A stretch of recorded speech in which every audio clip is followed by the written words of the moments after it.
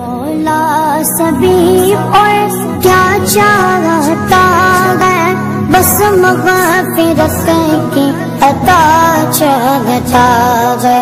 अरसा तर्जमा और तशरीह 3 दरसों में हमने सुनी। सूरत फ़ातिहा के नामों में से एक मुस्तकिल नाम है सूरतुद्दुआ और सूरतुल मसअला। अल्लाह से मांगना, अल्लाह से दुआ करना, ये सूरत दुआ है। हमने अल्लाह से हिदायत मांगी है, या अल्लाह हमें हिदायत वाले रास्ते पे मौत तक चलाए रख। ये अल्लाह से हमने दरख्वास्त की है। और दुआ जो होती है उसके आखिर में आमीन होता है। जब भी इमाम दुआ करा रहा होता है तो मुक़्तदी आमीन कह रहे होते हैं। कोई बंदा भी दुआ करवाता है तो बाकी आमीन कहते हैं। सूरत फ़ातिहा को नमाज में पढ़ा जाए तब भी उसके आखिर में आमीन कहे, चाहे वो इमाम हो, चाहे वो मुक़्तदी हो, चाहे वो मुनफरिद हो। और अगर नमाज के अलावा सूरत फ़ातिहा किसी मौके पर कहीं भी पढ़ी जाए फिर भी उसके आखिर में आमीन कहे। आमीन का माना होता है अक़बिल, आए बारी ताला कबूल फरमा। एक बंदा दुआ करा रहा है, बाकी आमीन आमीन आमीन कह रहे, माना क्या है? अक़बिल अक़बिल, आए अल्लाह कबूल फरमा। जो दुआ मांगी जा रही है इस दुआ को कबूल फरमा। और दुआ के बारे में एक तो ये कि उसका कोई वक्त नहीं है। दुआ हर वक्त की जा सकती है, उसके लिए कोई जगह नहीं है, हर जगह की जा सकती है। उसके लिए कोई ख़ास हालत नहीं है, हर हालत में की जा सकती है। दुआ हर वक्त करनी चाहिए, दुआ हर वक्त करनी चाहिए, हर हालत में करनी चाहिए, हर जगह पर करनी चाहिए। दुआ के लिए कोई वक्त, कोई जगह, हालत मुकर्रर नहीं है। दुआओं की उसूली तौर पर 2 किस्में हैं। एक वो दुआएं हैं जिनकी जगह और जिनके अल्फाज शरीयत ने बतला दिए हैं। मसलन अभी आप मस्जिद में आए हैं तो मस्जिद के आने की एक दुआ है, अल्लाहुम्मा फ़्तह ली अबवाब रहमतिक। अब ये अल्फाज भी मुतअय्यन हैं, जगह भी मुतअय्यन है कि जब आपने मस्जिद में दाखिल होना है ये दुआ पढ़नी है। मस्जिद से निकलेंगे, अब निकलने की मुस्तकिल दुआ है, अल्लाहुम्मा इन्नी असअलुका मिन फ़ज़लिका व रहमा। अब ये दुआ है।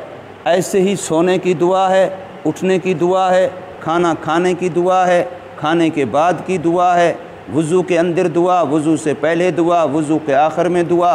गर्ज़े के कुछ दुआएं वो हैं जिनकी जगह भी मुकर्रर है और अल्फाज भी मुकर्रर हैं कि इस मौके पर आप ये दुआ पढ़ें, इस मौके पर आप ये दुआ पढ़ें।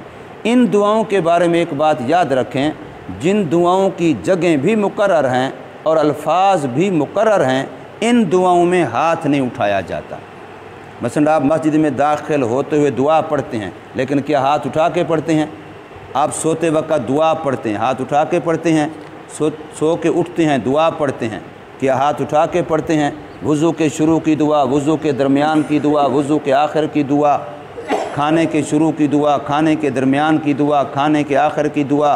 तो इन दुआओं में हाथ नहीं उठाया जाता। वैसे दुआ के आदाब में से हाथ उठाना है, लेकिन जिन दुआओं का मौका, महल, जगह मुकर्रर है और अल्फाज भी शरीयत ने मुतअय्यन कर दिए हैं कि आपने इस मौके पर ये दुआ पढ़नी है, इन दुआओं में हाथ नहीं उठाया जाता, बस उस मौके पर वो दुआ पढ़ी जाती है। हाँ, इसके अलावा जिन दुआओं के लिए जगह भी मुकर्रर नहीं है, वक्त भी मुकर्रर नहीं है और अल्फाज भी मुकर्रर नहीं हैं। अभी मसलन कोई हमें कहता है यार दुआ मांगो, मेरा कोई फ़लाना मसला है, अल्लाह पाक आसान कर दे, तो हम हाथ उठा के दुआ मांगेंगे। ये दुआ जो होगी जिसके लिए कोई जगह भी मुकर्रर नहीं थी शरीयत की तरफ से और शरीयत की तरफ से अल्फाज भी मुकर्रर नहीं थे, मुतअय्यन नहीं थे, वो जब दुआ हम मांगेंगे तो उस दुआ के लिए इनफरादी मांगें तब भी हाथ उठा के मांगेंगे, इज्तिमाई मांगें तब भी हाथ उठा के मांगेंगे। अब ये बात जब मैं अर्ज़ कर रहा हूँ इसको समझें। सूरत फ़ातिहा की जगह मुतअय्यन है कि आपने क़ियाम की हालत में सूरत फ़ातिहा पढ़नी है और सूरत फ़ातिहा दुआ है, मैंने अभी अर्ज़ किया है, इसलिए इसके आखिर में अक़बिल है, ऐ बारी ताला कबूल फरमाइए। लेकिन कोई बंदा सूरत फातिहा वाली दुआ नमाज के अंदर हाथ उठा के नहीं पढ़ता। कभी आपने देखा है किसी नमाजी को कि भी सूरत फातिहा जब पढ़ रहा हो क़ियाम में तो हाथ उठा ले? कभी भी आपने नहीं देखा होगा। चाहे वो देवबंदी हो, बरेलवी हो, चाहे वो मुक़ल्लिद हो, गैर मुक़ल्लिद हो, जो नमाजी नमाज पढ़ता है, सूरत फातिहा पढ़ता है, दुआ मांग रहा है, लेकिन उस दुआ में हाथ नहीं उठाए हुए होते। और यही उसूल है हर जगह पर। लेकिन इस उसूल को जाके हमारे बाज़ साथी वहाँ भूल जाते हैं। जब वित्रों की आखिरी रकात में दुआए कुनूत पढ़ी जाती है, अब वहाँ जगह भी शरीयत की तरफ से मुकर्रर है, अल्फाज भी शरीयत की तरफ से मुकर्रर हैं। तो जैसे सूरत फातिहा दुआ है, इसको नमाज में पढ़ते हैं लेकिन हाथ उठा के नहीं पढ़ते, फिर उस दुआए कुनूत को भी वित्रों में, चूँकि उसकी जगह भी मुतअय्यन है, अल्फाज भी मुतअय्यन हैं, उसको भी हाथ उठा के नहीं पढ़ते, उसको भी हाथ उठाए बग़ैर पढ़ते हैं। अब उनको समझना चाहिए जो हाथ उठा के पढ़ते हैं कि भी हम क्या कर रहे हैं। नमाज के अंदर जो भी दुआएं हैं वहाँ हाथ उठाने वाली बात नहीं है, तो फिर दुआए कुनूत जो वित्रों के अंदर है वहाँ भी हाथ उठाने वाली बात नहीं है। इसलिए हम जितने अहलुस सुन्नत वल जमात हनफी हैं, हम नमाज के अंदर दुआए कुनूत में भी हाथ नहीं उठाते। अब आमीन जो है ये भी मुस्तकिल दुआ है ख़ुद, क्योंकि मैं दुआ करा रहा हूँ, आप आमीन कह रहे हैं, कोई भी बंदा दुआ करा रहे हम आमीन कह रहे हैं, तो अब आमीन ख़ुद एक दुआ है। जब इसमें हम अल्लाह से फरमा रहे हैं, दरख्वास्त कर रहे हैं, या बारी ताला कबूल फरमाइए, अय अल्लाह कबूल फरमाइए, जो हमारी तरफ से दुआ की जा रही है, जो मांगा जा रहा है, ये हमें अता फरमा दीजिए, हमारी दुआ को, दरख्वास्त को कबूल कर लीजिए। तो अक़बिल ख़ुद भी दुआ है।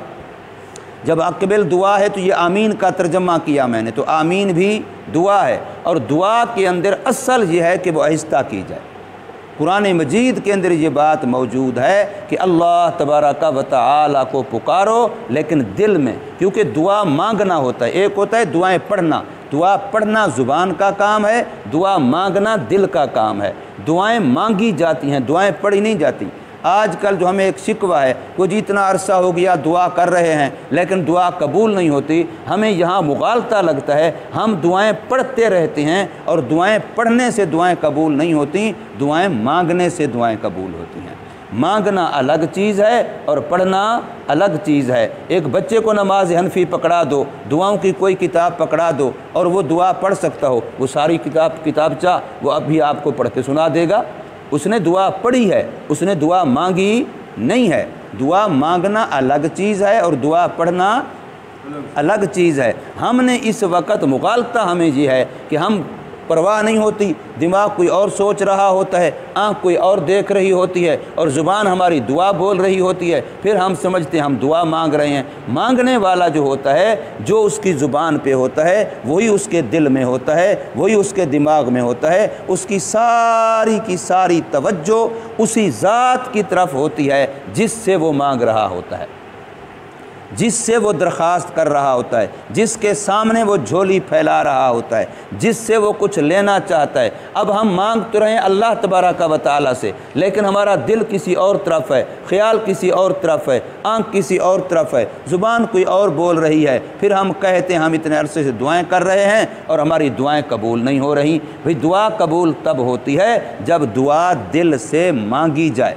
मशहूर मिसाल है कि ऐसे बादशाह गुज़रा, देखा एक बंदा है, नबीना है, वो बैठा है और अल्लाह से दुआ कर रहा है, या अल्लाह मेरी बिनाई दे दे, या अल्लाह मुझे बिनाई दे दे, मेरी आंखें ठीक कर दे, या अल्लाह मुझे बीना बना दे। वो दुआएं कर रहा है, कई अरसे से वो देखता बैठा है। तो एक दिन बादशाह ने कहा, देखे मैं अभी इधर जा रहा हूँ, इतने अरसे के बाद मैंने वापस आना है, अगर तेरी बिनाई मिल चुकी होगी ठीक, वरना मैं तुझे कत्ल करा दूँगा, वरना मैं तुझे कत्ल करा दूंगा। तू यहाँ बैठ कर रोज़ाना दुआ कर रहा होता है, अगर इतना वक्त तेरे पास है, अगर तुझे बिनाई मिल गई ठीक, वरना मैं तुझे कत्ल करा दूंगा। अब चूँकि उसको जान के लाले पड़ गए कि मैं तो बादशाह है, वक्त है, इसने आर्डर करना है, मुझे उसी वक्त कत्ल करा देना है इसने, लिहाजा अब वो उसने दुआ मांगना शुरू की। पहले तो वो पढ़ रहा था, अब दुआ मांगना शुरू की, अब उसको बिनाई मिल गई।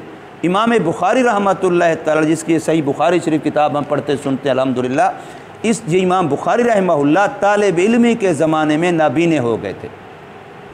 बाकायदा इनके हालात में ये लिखा है, ये तालिब इल्मी के ज़माने में नाबीने हो गए थे। और इनके वालिद साहब उस वक़्त फ़ौत हो गए थे जब भी ये माँ की गोद में थे। अब इनकी अम्मी ने इनको पढ़ाया है। उस वक़्त चूँकि कॉलेज यूनिवर्सिटी ये स्कूल वगैरह ये तो थे नहीं, उस वक़्त जहाँ जहाँ पता चला कि फ़लाँ जगह पर बड़ा आलिम दीन है और वो दीन का इल्म जानता है, तो इस खातून ने ख़ुद सफ़र किया, उस बच्चे के साथ किसी और को भेजा, वहाँ अपने बच्चे को भेज के हदीस पढ़वाई। इसलिए इमाम बुखारी रहमहुल्लाह इतना बड़ा हदीस का इमाम बना है। तो ये बचपन में तालिब इल्म के ज़माने में नबीना हो गया।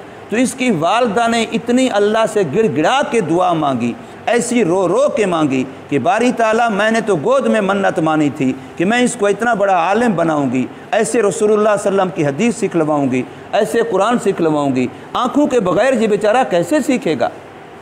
वो इतना रोई कि अल्लाह ने उस खातून की दुआ पर उस बच्चे की दोबारा निगाह दे दी, वो दोबारा बीना हुआ। इसलिए दुआ जब मांगी जाती है तो फिर ज़ाये नहीं होती। कुरान मजीद के अंदर रब्बे कायनात ने वादा फरमाया है कि जब भी मेरा बंदा मुझे पुकारता है तो मैं कबूल करता हूँ, जब भी मेरा बंदा मुझे पुकारता है तो मैं कबूल करता हूँ। क्या अल्लाह का वादा झूठा है? अल्लाह का वादा झूठा नहीं। हम मांगने वाले नहीं हैं, हम मांगते गफलत से हैं, नाम करते हैं दुआ का। इसलिए सूरत फातिहा दुआ है, तभी तो हर नमाज की हर रकात में पढ़ी जाती है। और नमाज के अलावा भी सूरत फातिहा को हमें कसरत से पढ़ना चाहिए, अपने मरहूमीन के लिए, मरहूमात के लिए, जो दुनिया से चले गए हमारे रिश्तेदार अज़ा अकारिब, उनके इसाले सवाब के लिए सूरत फातिहा को कसरत से पढ़ना चाहिए। अल्लाह तबारक व तआला हमें समझ नसीब फरमाए और अमल की तौफीक दे।